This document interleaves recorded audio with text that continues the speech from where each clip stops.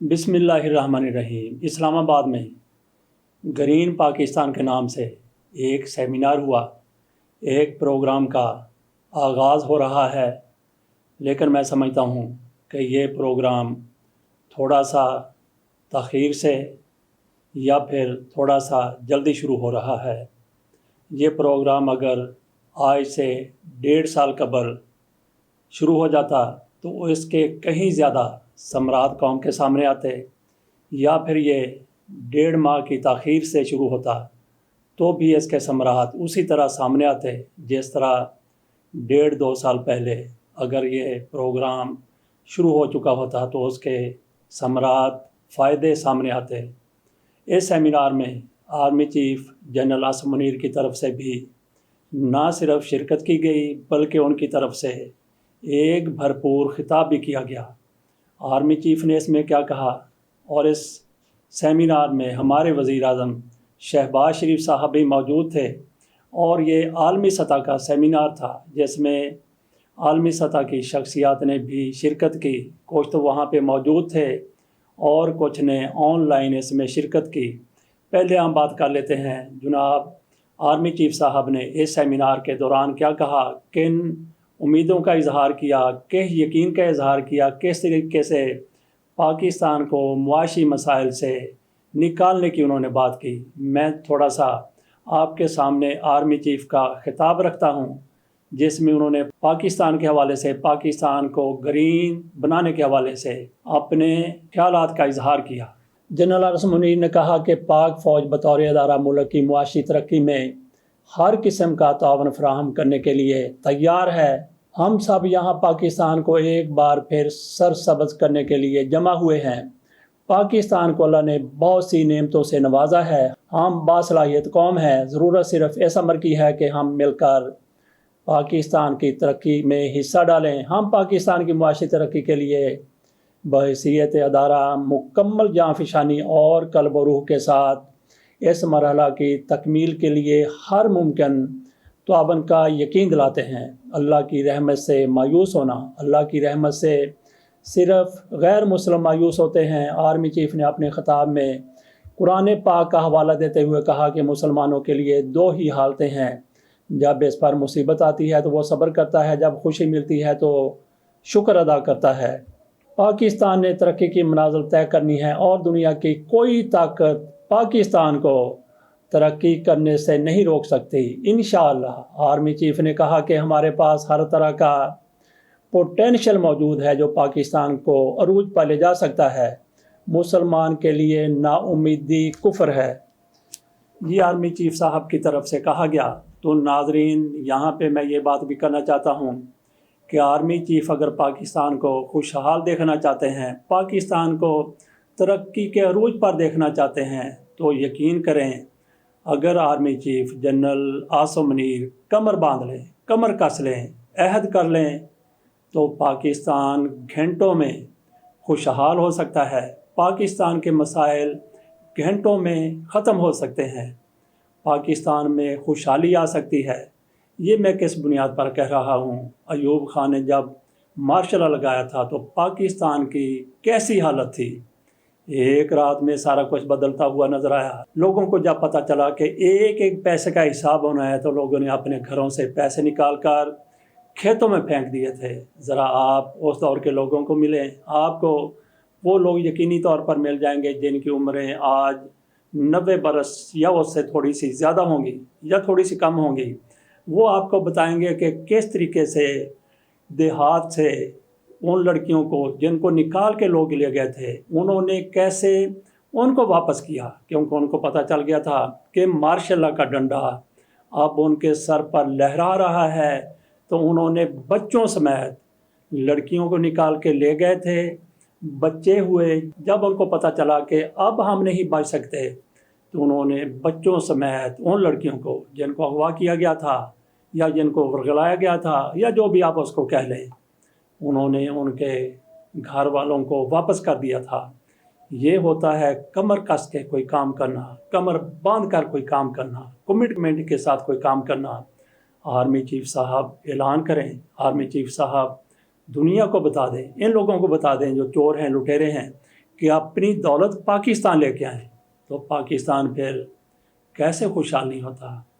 100 ارب dollar کا پاکستان پر قرضہ ہوگا، یا اس سے زیادہ ہوگا یا تھوڑا کم ہوگا، تو ان لوگوں کے چند ایک پاکستانیوں کے سوئس اکاؤنٹ میں اسحاق ڈار نے بتایا تھا کہ 200 ارب ڈالر پڑے ہوئے ہیں، جو حرام کی کمائی ہے، جو ناجائز ذرائع سے وہاں پہ پیسہ لے جایا گیا ہے، ان کی مالیت بنتی ہے 200 ارب ڈالر، اور باقی آپ اندازہ کر سکتے ہیں کہ 200 400 ہزاروں ارب ڈالر ہمارے ان لوگوں کے، ہماری اشرافیہ کے، ہمارے سابق بیوروکریٹس کے، ہمارے سیاستدانوں کے پاکستان کے باہر بینکوں میں پڑے ہیں، جائیدادوں کی صورت میں پڑے ہیں، کاروباروں کی صورت میں پڑے ہیں، تو آپ وہ واپس لے کر آئیں۔ جنرل عاصم منیر صاحب آسانی کے ساتھ یہ سارا کچھ کر سکتے ہیں، کمر باندھ لیں تو پھر آپ دیکھیں وہ پیسہ پاکستان آتا ہے تو پاکستان پھر کس طرح سے خوشحال ہو جاتا ہے، کس طریقے سے ترقی اور خوشحالی کی منزلیں طے کرتا چلا جاتا ہے، صرف ایک بندے کے کمٹمنٹ کرنے سے، ایک بندے کے عزم و ارادہ کرنے سے پاکستان کس طرح سے خوشحال ہو جاتا ہے۔ بات ہم کر رہے تھے گرین پاکستان سیمینار کی، پروگرام کی۔ اس پروگرام میں میاں شہباز شریف صاحب جو پاکستان کے وزیر اعظم ہیں، انہوں نے بھی خطاب کیا۔ بات ہم کر رہے تھے کہ یہ سیمینار 2-2.5 سال کے تاخیر سے انعقاد پذیر ہوا ہے، یا پھر 1.5-2 ماہ جلدی سے یہ ہو گیا ہے۔ یہ حکومت نہ ہوتی تو بہتر تھا کہ اس وقت یہ سیمینار ہو چکا ہوتا، یا پھر جب یہ حکومت چلی جائے 1 ماہ کے بعد اس حکومت نے چلے جانا ہے تو اس کے بعد یہ سیمینار ہو جاتا، تو اس کی کامیابی کے 100% امکانات تھے۔ اب بھی اس کی کامیابی کے امکانات تو ہیں، لیکن اس طرح سے نہیں ہیں۔ یہ سیمینار، یہ پروگرام اس وقت تک کامیابی سے ہمکنار نہیں ہو سکتا جب تک یہ لوگ حکومت میں بیٹھے ہوئے ہیں۔ کن لوگوں کی میں بات کر رہا ہوں؟ میاں شہباز شریف صاحب کی۔ یہ کس بنیاد پر کہا جا سکتا ہے کہ ان لوگوں کے ہوتے ہوئے یہ پروگرام کامیاب نہیں ہو سکتا؟ اس پر بھی ہم بات کرتے ہیں، لیکن میاں شہباز شریف صاحب کی طرف سے اس سیمینار میں جو خطاب کیا گیا وہ بھی آپ کے سامنے رکھتا ہوں۔ چند ایک چیزیں اس کی، زیادہ طویل ہم اس پر گفتگو نہیں کریں گے، صرف چند ایک فکرے میاں شہباز شریف صاحب کے جو انہوں نے اس سیمینار میں ادا کی ہے وہ، اور اس کے بعد پھر ان پر تبصرہ۔ شہباز شریف صاحب نے کہا کہ گرین پاکستان انیشیٹو ملک کے لیے دوسرا بڑا سرسبز انقلاب ثابت ہوگا جو پاکستان کی ترقی کی نئی راہیں کھولے گا۔ اس ویژن کے تحت آئندہ 4-5 سال میں 30-40 ارب ڈالر کی متوقع سرمایہ کاری کے ساتھ ساتھ تقریباً 40 لاکھ لوگوں کو روزگار ملے گا۔ یہ بات کون کر رہا ہے؟ جناب شہباز شریف صاحب بات کر رہے ہیں، وہ حضرت بات کر رہے ہیں جب ان کو وزیر اعظم بنایا جا رہا تھا۔ جس روز میاں شہباز شریف صاحب نے وزارت عظمیٰ کا حلف لینا تھا، اس روز میاں صاحب پر فرد جرم عائد ہونی تھی۔ فرد جرم عائد ہونے کی بجائے، ان کے جیل جانے کی بجائے، ان کو پاکستان کی تقدیر کا مالک بنا دیا گیا۔ اور پھر آپ کو وہ بھی یاد ہوگا کہ کس طرح سے 14 لوگوں کے نام پر ان لوگوں کی طرف سے، میاں شہباز شریف کی طرف سے، ان کے بیٹوں حمزہ شہباز اور سلمان شہباز کی طرف سے اکاؤنٹس کھلوائے گئے تھے۔ ان کی تنخواہیں کتنی تھیں؟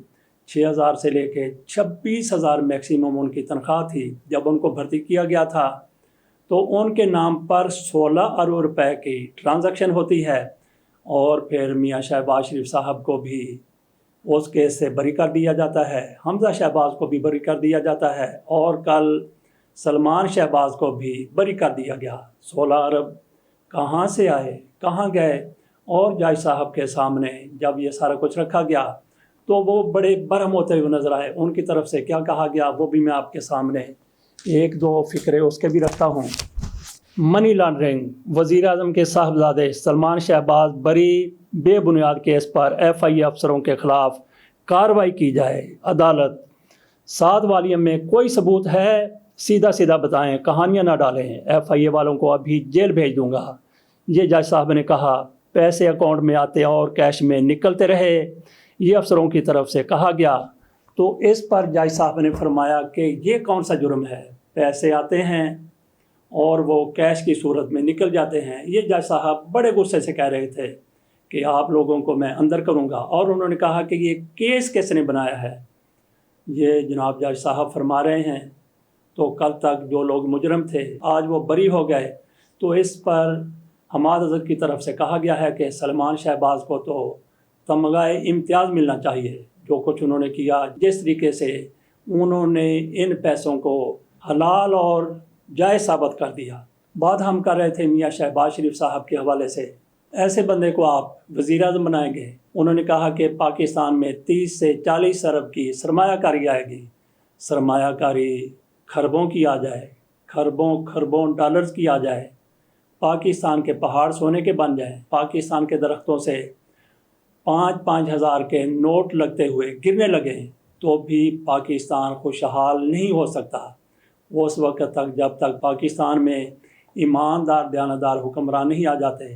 یہ سونے کے پہاڑ اور درختوں پر لگے ہوئے نوٹ جب ایک جگہ پر چلے جائیں گے، کسی ایک کے بینک میں چلے جائیں گے، کسی ایک کے پیٹ میں چلے جائیں گے، تو عام آدمی کس طرح سے خوشحال ہو سکتا ہے؟ اسی لیے کہا جاتا ہے کہ یہ جو سیمینار ہوا ہے گرین پاکستان کے حوالے سے، اس کے سر دست کامیابی کے امکانات انتہائی کم ہیں۔ اور پھر میاں شہباز شریف صاحب جب ترکی گئے تھے تو انہوں نے طیب اردگان اور ان کی اہلیہ کو آموں کا تحفہ پیش کیا تھا، بتا رہے تھے کہ یہ آدھے آم آپ کے لیے ہیں، آدھے آم آپ کے لیے ہیں، جیسے ان کو پاکستان سے صرف 10 کلو ہی آم ملے تھے، ان میں بانٹ رہے تھے، آدھے آپ کے آدھے آپ کے۔